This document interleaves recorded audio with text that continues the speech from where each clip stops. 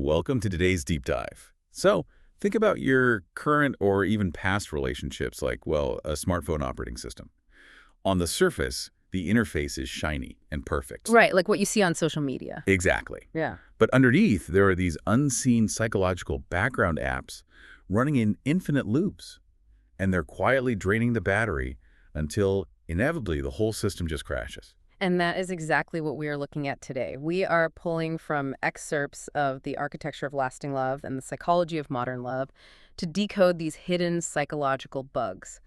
Because the sources reveal that most breakups actually aren't caused by, obvious betrayals. Yeah, or a lack of love. They fail because of these subconscious mental patterns that you don't even realize are executing in the background. Yeah. So let's look at the actual code. Let's do it. The root cause usually manifests as emotional misalignment, right? It does, yeah. We all know the basic attachment styles by now. Secure, anxious, and avoidant. Right. You listening probably already know which camp you fall into. Oh, for sure.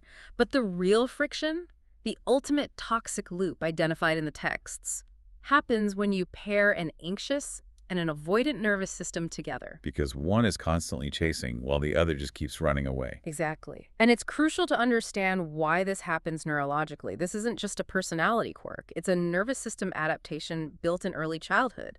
Like if early care was inconsistent, a child's brain wires itself to view intimacy as a scarce resource. And that is the anxious blueprint. Right.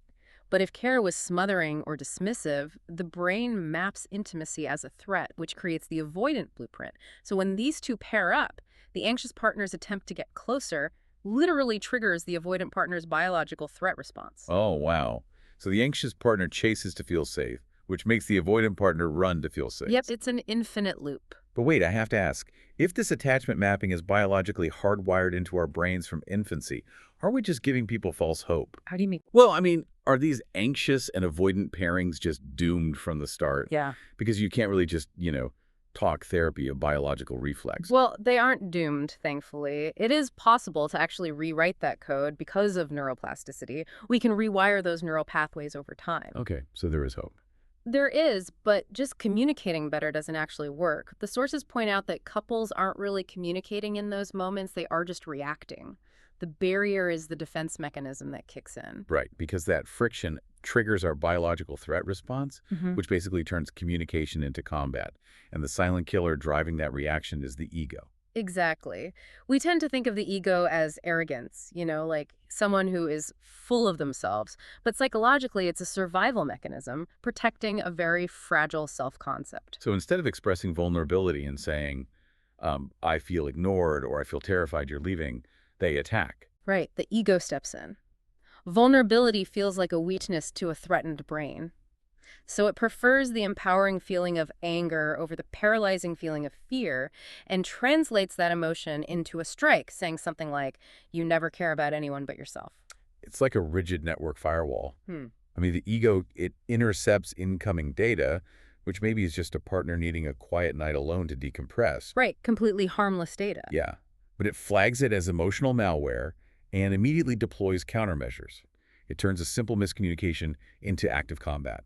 That is a great analogy. It might protect you from getting hurt in the moment, but it makes it physically impossible to actually embrace your partner. Exactly. When you operate strictly behind that firewall, you protect yourself from immediate risk, but you completely block any chance of genuine connection. The texts emphasize that true psychological strength isn't about maintaining your defenses or winning a localized argument. It's being vulnerable enough to step out from behind the firewall and say, I am hurting, let's fix this. Yes, exactly. Love doesn't grow in a state of self-preservation. So stripping away that ego armor reveals the core truth of our sources today. Lasting love isn't a state you fall into, it's a deliberate daily practice. Right. It means updating the software by listening to actually understand your partner's underlying fear, not just, parsing their words to formulate your next counterattack. And giving an avoidant partner space without the anxious partner viewing it as emotional abandonment. Which leads to the tough diagnostic question the sources leave us with.